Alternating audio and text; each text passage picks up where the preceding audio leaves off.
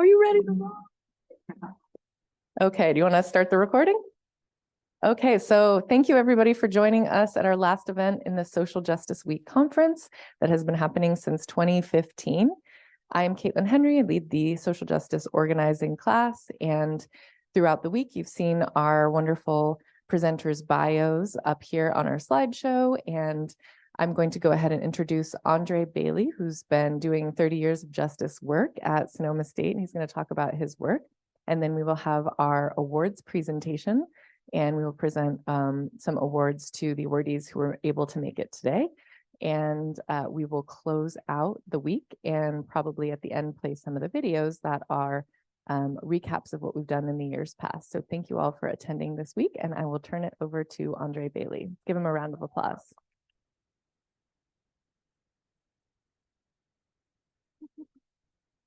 Thank you so much, Caitlin. Again, I just want to say I am deeply honored to be here this afternoon, and I just want to say hello this afternoon to all of you. This is a great day to be a Seawolf here at Sonoma State. So to all of you that are tuned in, there's been a full week of social justice events. This week, we've had many of our faculty, students, and again, I want to give a personal thanks to Professor Caitlin Henry in the Criminal Justice Department. I am so humbled by this opportunity this afternoon. Truly, Caitlin, I just want to say this couldn't have been made possible. And again, the effort, energy, planning, coordination that you put into this week has been absolutely phenomenal. When you think of Sonoma State, I want you to think in terms of the representation, the opportunity for experiences, not only here at the universities, but beyond. The opportunity to expand one's intellectual knowledge base, in addition to the experiences that we will have that's going to carry us for the future. You know, it's a very humbling experience today, and I want to say how humbled I am to have been selected, how fitting it is to have a 30-year career here at this university, wearing so many different hats, starting out as being hired as the youngest outreach admissions counselor in the state of California. What a tremendous honor. Again, the idea of persevering in environments, or should I say particularly unwelcoming environments. I say unwelcoming environments to know that my current position, I am the senior academic advisor for EOP, the Educational Opportunity Program, which in fact is an access program, a point of entry. Again, for not only first generation college students, but students that come from historically low income backgrounds. The idea that I've had the opportunity, and I want to say to not only complete my undergraduate degree here, there's a special place that Sonoma holds not only in my heart, but in my work. In the 30 years of being here, that's more than half of my life. But with that having been said, it's been a tremendous honor to serve students, to interact with faculty, staff, and even the visitors or prospective students and families that have come to this university. I truly want to say that to be able to support students that come to Sonoma State University has been a tremendous honor and pleasure to do. But to know me is to, and to understand me is to know me. I first, prior to getting into my credentials and background, I want to not only give a shout out to my family, my wife, my children, my mother, my father, my family. I can honestly say that's been one of the things that has sustained me in being here at Sonoma State. I have a particular passage that I brought with me today when many people ask me, how have you done it? And I brought this passage as is written by my mother, but given as a representation of both my parents. And they say to our son, pray on it, pray over it, and pray through it. Often when I think about how I've done it, I can never take full credit whatsoever. The uniqueness of my experience, I want to share that my grandfather was my roommate in college for 1 year after my grandmother passed. That was my junior year. And if you can imagine the conversations, the things that were shared with me, that was more valuable, or should I just say priceless. So again, the idea of paying it forward. As a first generation college student myself, I never imagined what it would be like to come in to these college walls. Being a part of pre-college programs, again, Upper Bound, UC Berkeley Upper Bound, math science programs, GATE programs, gifted and talented. I had no idea the trajectory that I would be on. But in being characterized as the tip of the spear here at Sonoma State University, again, I didn't know and understand what the fullness of what that meant. But my advocacy for students stems far beyond what you see standing in front of you. When I think of those that supported me in getting here, I think about the mentors, the teachers, the community leaders. It takes a village, and that's not just a cliche. It is the idea of just even as of today, that we've all come together not only to acknowledge and celebrate social justice over the years. You know, I do want to say, with regards to myself, again, being in the Educational Opportunity Program, I completed my undergraduate degree here in Criminal Justice Administration. And as I say that, I just want to take a pause for a moment, just to reflect and acknowledge professors and faculty members that were in the past. Dr. Homero Yearwood from the Criminal Justice Department, Professor Marcus Peters. Again, I think in terms of Dr. Holmes, Lavelle Holmes, again, professor in the AMCS, American Multicultural Studies Department. Again, still here, Dr. Kim Hester Williams. Again, I have to also mention Dr. Lynn Morrow, again, past president of the Black Faculty and Staff Association. Again, but I look at them as aunts. The one thing that I want to say is that when we're talking about from a cultural standpoint, we're all interconnected. But the idea of representation is so vitally important to be able to see oneself inside of someone else, or be able to see the representation. It really instills a sense of pride, a sense of confidence. Again, to know that the demographics at our campus, we've always kept a commitment to increasing the diversity, equity, and inclusion here at Sonoma State University. But I can tell you it's been no cakewalk.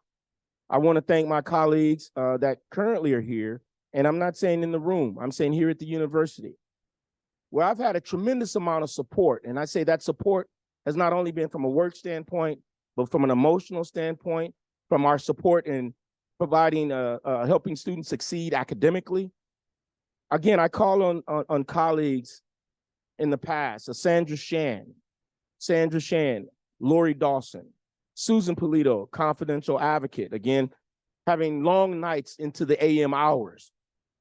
The true gratification of our work comes in not only the onboarding, let's say during the orientations, but most importantly, commencement, to see our students in their cap and gowns when they've actually earned their degrees.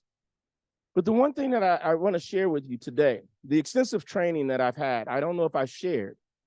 I was hired again as the youngest outreach admissions person in the state of California. We had the smallest outreach team during that time. This was back in 1994. Whereas other campuses had anywhere from 7 to 10 outreach staff, Sonoma State started with 2 and we bumped it up to 3. We were expected to cover the same region or the same parts of the Western region of the United States, all of California. But again, as we would reach out, there was something different about Sonoma. And the thing, not just to emphasize the fact about Sonoma being a mid-sized campus, but it's definitely a place where not only if people know your name, they'll know your face. I want to acknowledge our indigenous people in this area, the Grayton, Rancheria, the Coast Miwok, the Pomo, all in this region. And I just want to say thank you. I want to give thanks because the land that we are on was occupied by many before us.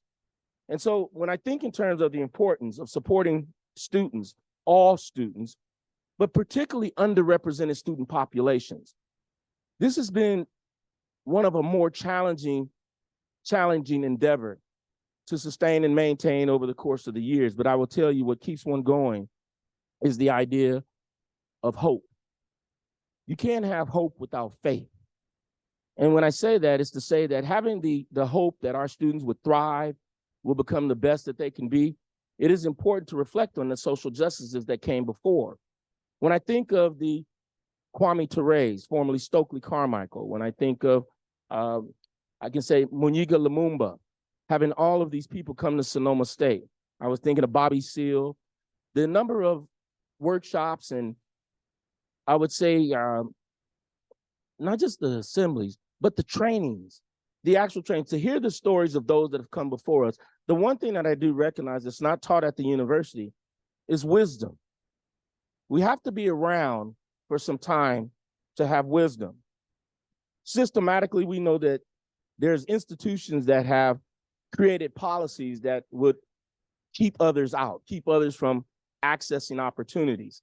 So I just like to say, again, when I think in terms of not only what I represent, but who I represent, to answer that question of how I've done it, I've had to stay with a strong spiritual mindset.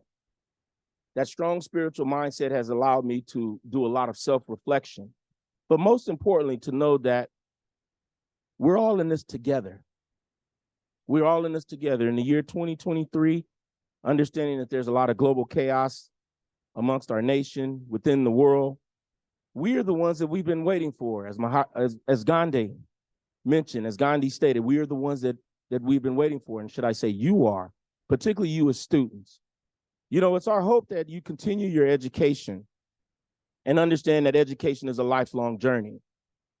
When I say today is such a surreal feeling for myself, I also want to say that there were many experiences from conferences, the WACAC conferences, the Western Association of Admissions College and Counselors, the NACAC conferences, CSU Counselors Conferences. But again, it was the idea of representing Sonoma State. I'm a proud graduate of this university, a proud staff member, and clearly this will remain for the remainder of my life. Again, as a former college student athlete, my mother had always said to me, make sure you have something to fall back on.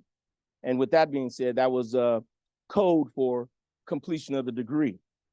And I just want to say, I can't thank not only my family enough for the support on the days in which I thought that I couldn't return. But I developed a sense of understanding that it's one day at a time. So when people ask you, how have you done it over a 30-year period? One day at a time. Again, I wanted to share with you some of the images over the years, again, that goes back over the years. And as you take a look at the number of students and the many students that have come through our college walls, there's a special place in my heart for not just the Educational Opportunity Program, but those students that have continued to persevere. As you can see, from 2008 to 2017, it used to be called Academic Boot Camp. But with budget cuts, we've had to condense and change our hybrid styles to online and, you know, again, not having the same experience. But it's one thing that never changes, and that's the connection that we have to one another. As we continue to recognize those that have come before us, there's many that have sacrificed so that we can have these opportunities. And so with that having been said, the least that we can do is not only pay homage, but show evidence in our successes, our academic success, our family success, our relation to the community. You know, it is our hope that as we get more mature, and I'll say that maturity dictates time and place, but we'll recognize the importance of being able to support others in the community. We all have special gifts, and that's to understand that all of us have different learning styles. But the one thing that I really want to say when I think about the Educational Opportunity Program, the dreams, the hopes, the desires of the parents, the families, and the communities from which our students, our human beings come from. I want to say that when I think in terms of the memories over the years, I want to thank our financial aid office, Carson Williams, Eduardo Vasquez, over the years, those that are no longer here. It takes us all.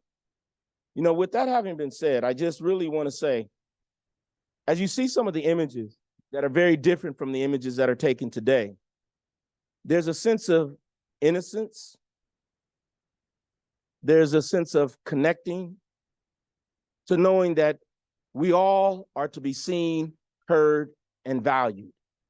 You know, it's not the idea to sample the culture, or should I say sample any culture. It's the idea to gain a full understanding of the world that we live in. And I'm often, not just credited, but I often will share with my students, the experience that you have here at Sonoma State is going to be one that you remember for a lifetime, and you want to be able to maximize your experience. To think in terms of those that come behind you, those that are looking at you and you have no idea who's looking at you. So when I think in terms of representation, I know from a generational standpoint, younger folks will say facts. They just say facts, that's facts. Well, one of the facts that I want to share with you today is that when we see the success of your academic achievement, it brings such a sense of gratitude and pride that to be able to just share in your journey, we're very proud to know that you have selected and chosen Sonoma State to start your undergraduate journey.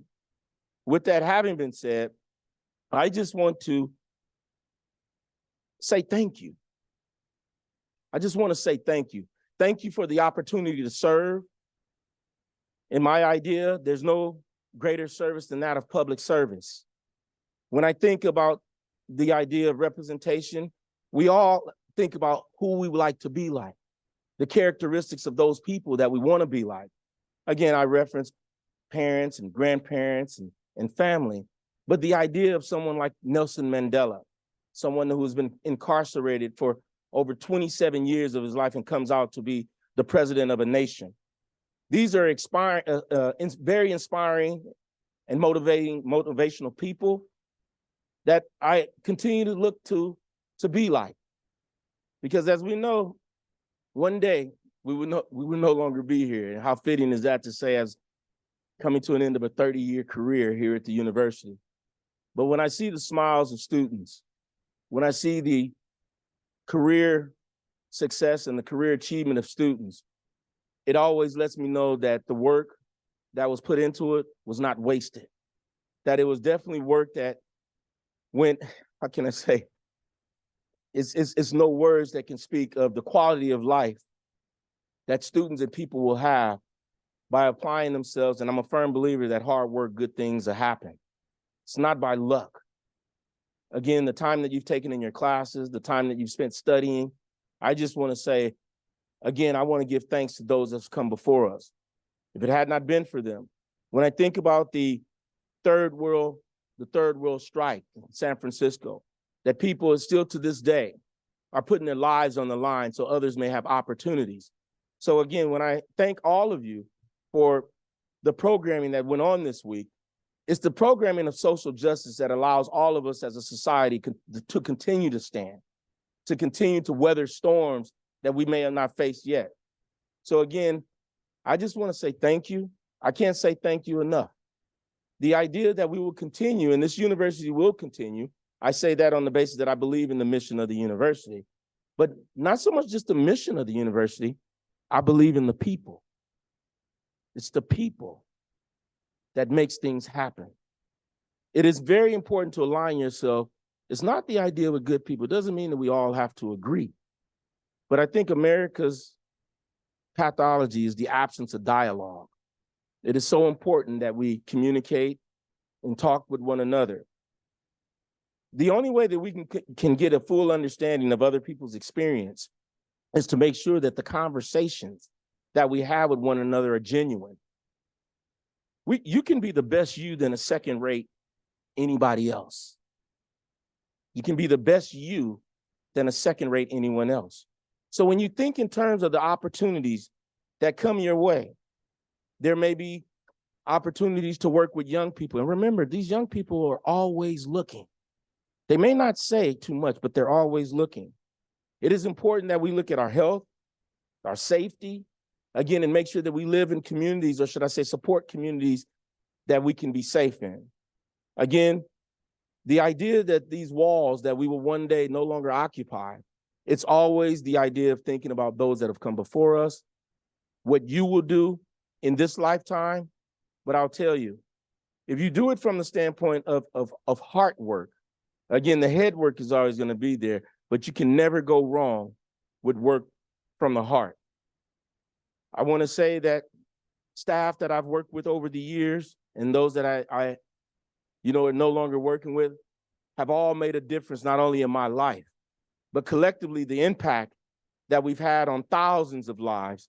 It has been a tremendous honor to be a part of this work. Again, I wish you all the very best. I want to make sure that we continue to keep our heads held up. We don't want to be discouraged by, not only acts of violence, but, the decreasing of budgets.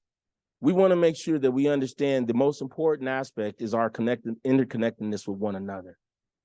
So anytime that you see someone, you may not realize, but it may be the idea that it's just necessary to just say hi, a wave, a hello. But I want to thank and give credit to all the students, faculty, staff that put on this Social Justice Week, which has been a phenomenal week. To be able to speak to students that have attended presentations, that have the students that will be awarded today, the social justice work will continue. As many say, the struggle continues. But with that having been said, I just want to say thank you. I can't thank you enough, and how humbled I am to have been allowed to share this space with many of you. And I just truly and sincerely want to say thank you. Thank you very much.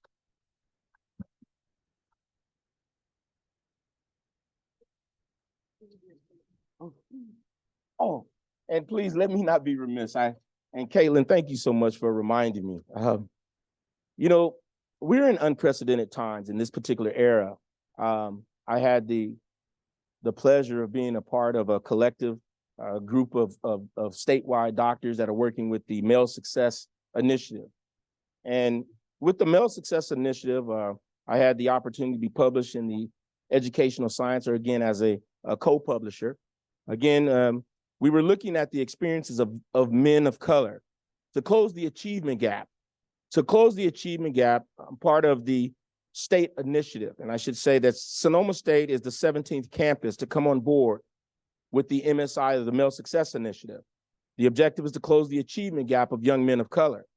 But during that time, you would imagine the challenges that we faced with trying to implement a new system, a new way of connecting with students. Well, during that time, during the shelter in place, it was the idea of coming together virtually. And each week, there were students from all across the state, particularly these were Sonoma State students, but I want to add, there was one student from St. Mary's College that joined our group. All the rest of the students were Sonoma State. And these young men came on from Los Angeles, Sacramento, Oakland, all over the state of California, Chico, the Central Valley area, to come on to connect with one another. I didn't realize how powerful it was for them to share their stories, for them to lean on one another from a brotherhood standpoint, and particularly to understand that the objective overall was them to complete their undergraduate degrees. But as you can imagine, even from a virtual standpoint, the conversations was with regards to connecting. Sometimes the importance of connecting is equally as important, or even just as important, as making sure the assignments are done. But the idea of having a healthy mind and body, a healthy mindset, mental health and wellness is so critically important to the academic success of all our students. So when we're looking at the graduation rates of our young men of color across the state of California, clearly it's at a crisis level. So with that having been said, it has been a tremendous honor to be a part of sharing not just my thoughts, but the ideas, the particular practices, the best practices of what we've done here at Sonoma State University. I'm thoroughly proud, not only of the young men, but the support of the university in moving this initiative forward. Not only looking to the increased number of our young males of color graduating from Sonoma State, but also having a welcoming experience. And as I started out talking about persevering in unwelcoming environments, none of us can do it alone. So the idea of seeing the success, and we've now had graduates that have graduated in the past 3 years, because again, we're in our third year of existence here at the university.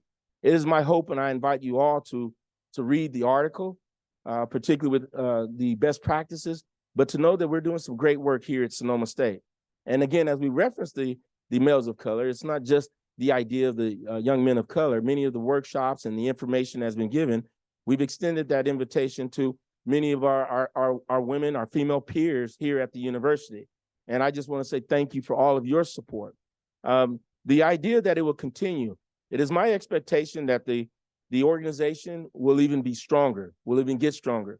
And that's because of the campus-wide support and the awareness of support of all of our students, but specifically underrepresented students. So I really appreciate, Caitlin, you calling that to my attention because of the fact of, once it's done, it's on to the next fight. It's on to the next struggle.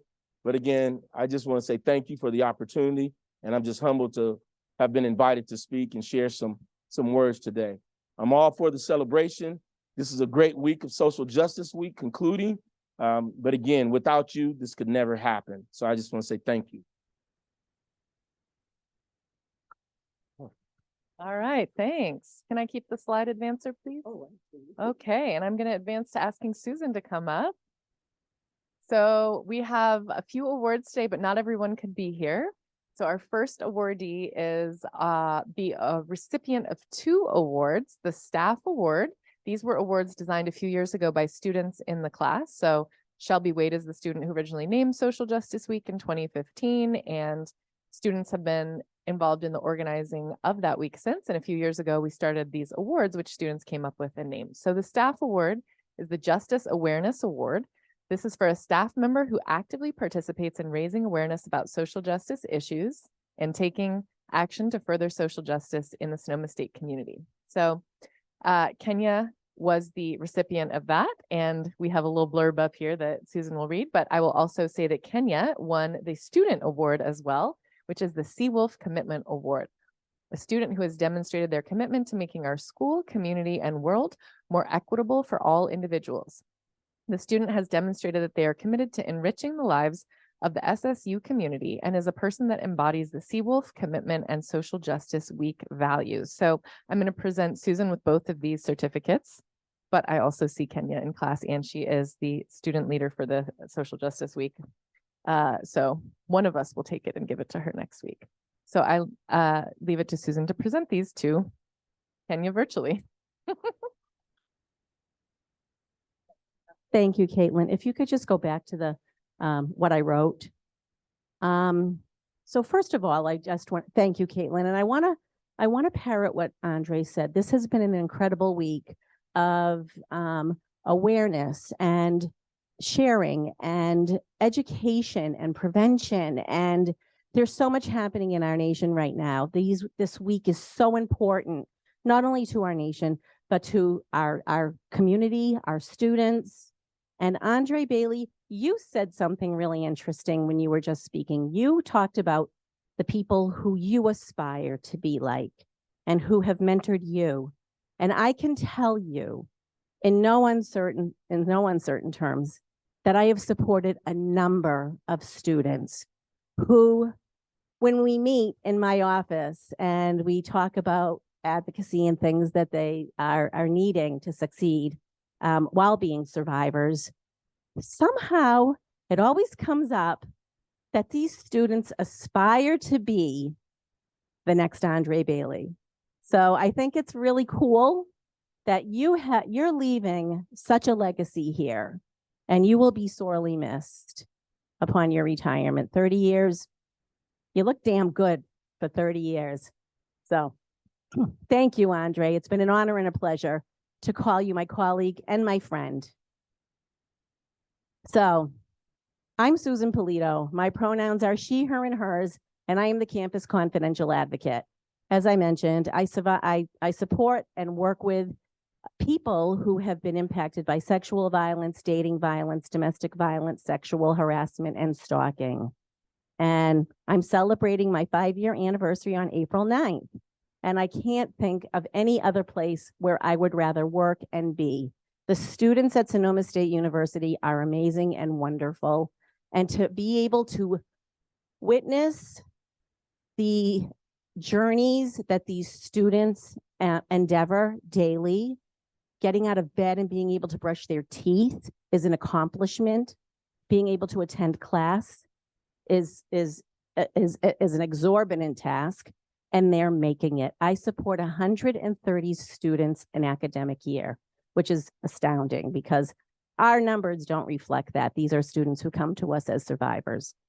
But without further ado, I will share about Kenya Robles, because Kenya, I have had the honor and pleasure of knowing Kenya for the last 3 years. Kenya goes above and beyond in the work that she does. She acts as both an advocate and as a friend to everyone on campus. She is always seeking to grow and to learn, and she always seeks to help guide others on their journey. She is there for people in whatever capacity they need from her. She doesn't seek to make, and this is the important line here. She doesn't seek to make herself or the school look good.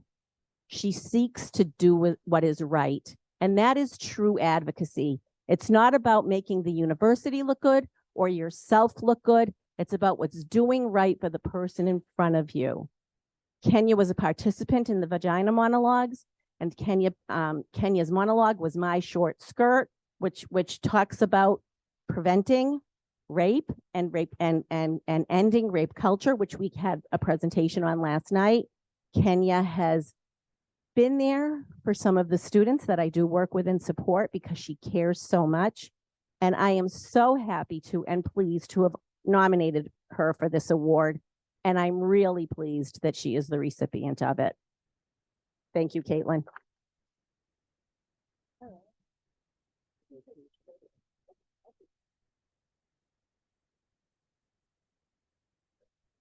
And so we have another student award. Is this nominee or awardee in the audience?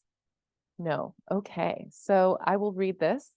Azuenka is a Peer Success Ambassador, MEHCHA Communications and Halal Communications. The nominee received the following nomination. She/I embody love. This generation is consumed by everything but the present. I pursue a perspective through the lens of love. I am committed in being present for any individual, regardless of what boxes they fill in. We live in such a structured and judgmental life that reminding my peers and anyone that we are human and that we need to focus on nurturing one's inner needs rather than living expectations. I honor the values of integrity, respect, excellence, and responsible. So thank you for that. And I don't think Shelby is here. Is Shelby here? Is someone accepting it on behalf of Shelby? No. Okay. So this was the last award. This is Shelby's award. So Kenya, who could not make it here today, nominated Shelby for this student award and said Shelby is a hardworking student who seeks to promote community resources so that anyone who might be in need of help knows where they can go to get it. And she is always conscientious in the work that she does. Whether it comes to making buttons, informational flyers, or posts online, she is always careful with her wording and always doing whatever she can to ensure that no one is excluded. And I do think we have Emily here today to accept this award. Do you want to come up? All right.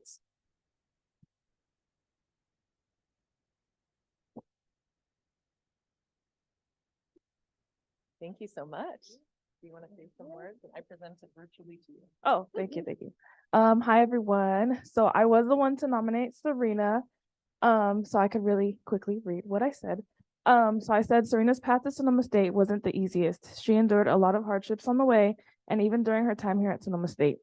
I believe that it's because of these challenges that she became devoted to making SSU a welcoming place for all, just as she wanted to be welcomed herself.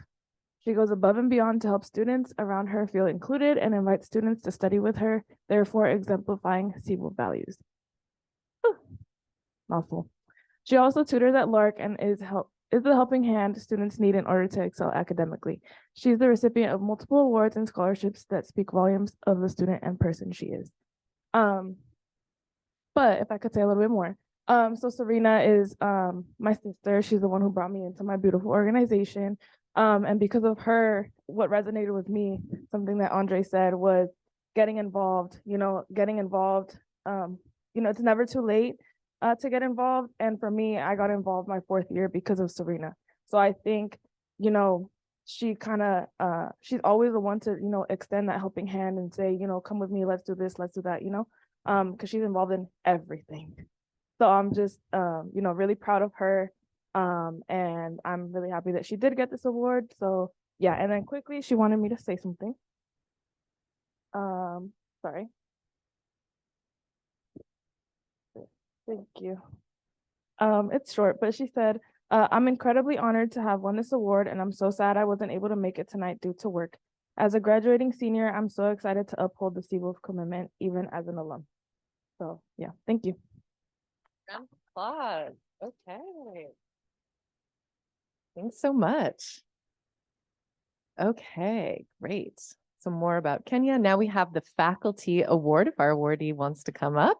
The Justice Impact Award for a faculty member who demonstrates commitment to practicing social justice in the classroom and the larger community. And the person who nominated Dr. Lisa Murdoch Pereira couldn't be here today and asked me to read the statement. So you are a tireless advocate for equity and justice, and she chairs a Senate subcommittee on diversity and co-authored the SSU syllabus template, which I use, for inclusion and justice. She integrates meaningful discussions of race, bias, equity, inclusion, and justice into all of her coursework with activities like identity maps and in-depth discussion of how race, gender, ability, and socioeconomic status affect the development and well-being of children.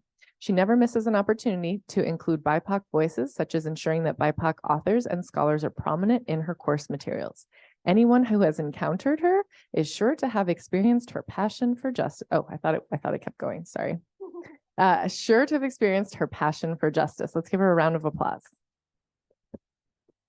You wanted to?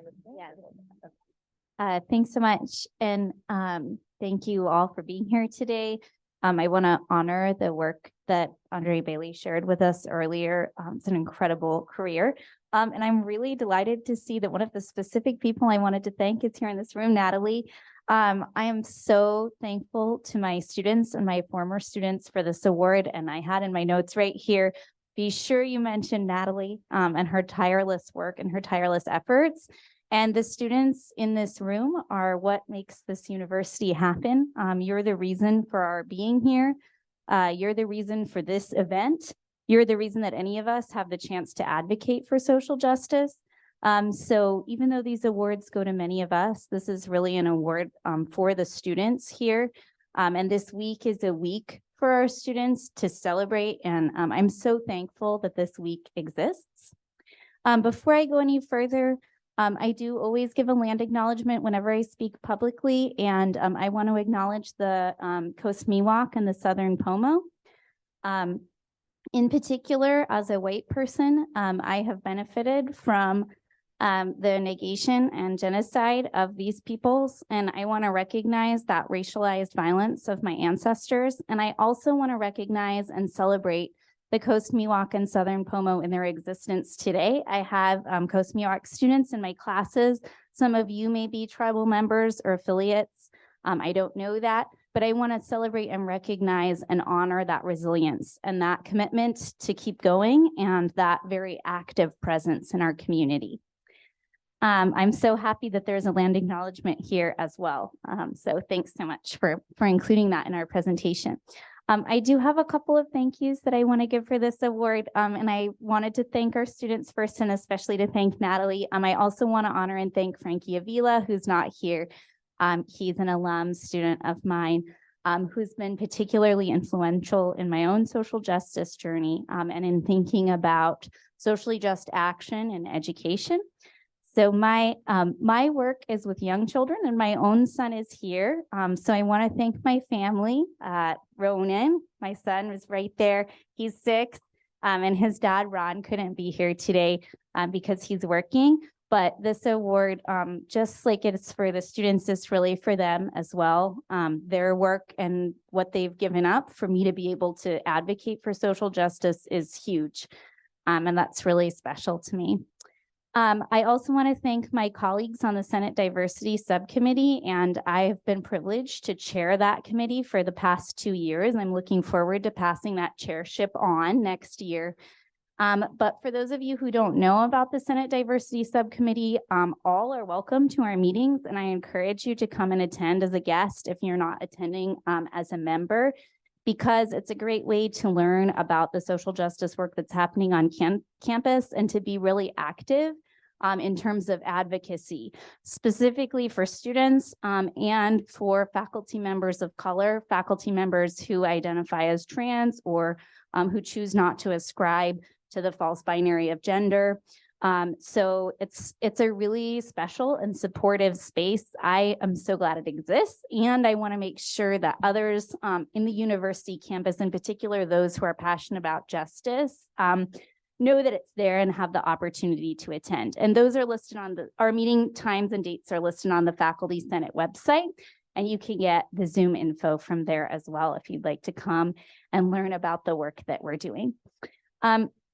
Those are sort of the main points that I want to make, other than the point that I said to my son as we were walking in today, which is that the work of social justice is never done. I'm really sorry about some retirements I've been hearing about, but the work of social justice continues.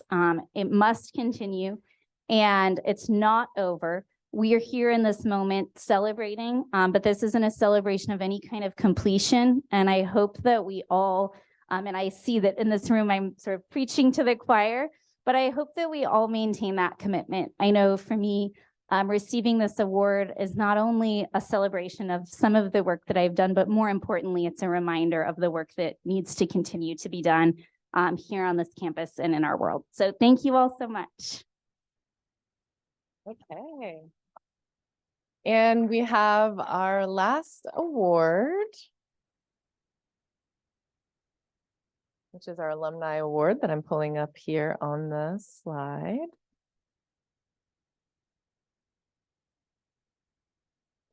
Okay, so this is the Justice Achievement Award for an alumnus whose social justice work contributed to making community and world more equitable for all individuals. And I think Natalie did the nomination for Cece, who unfortunately could not be here today. So do you want to come on up and accept this award? Applause, applause. Thanks so much. Thank you. Hi, everyone. My name is Natalie. My pronouns are she, her, and ella. And I wanted to nominate Cece. I wrote a little something. So Cece is a former colleague and a best friend.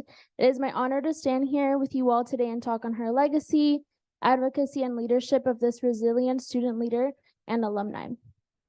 I nominated her for Social Justice Week because of the constant work I've seen her doing at the university and as an alum. She graduated in fall of 2022 with a BA in Criminology and Criminal Justice Studies and a minor in Sociology. In spring of 21, she co-moderated Social Justice Week, was a Correct Scholar, and was involved in community policing with Dr. Asensio from CCJS.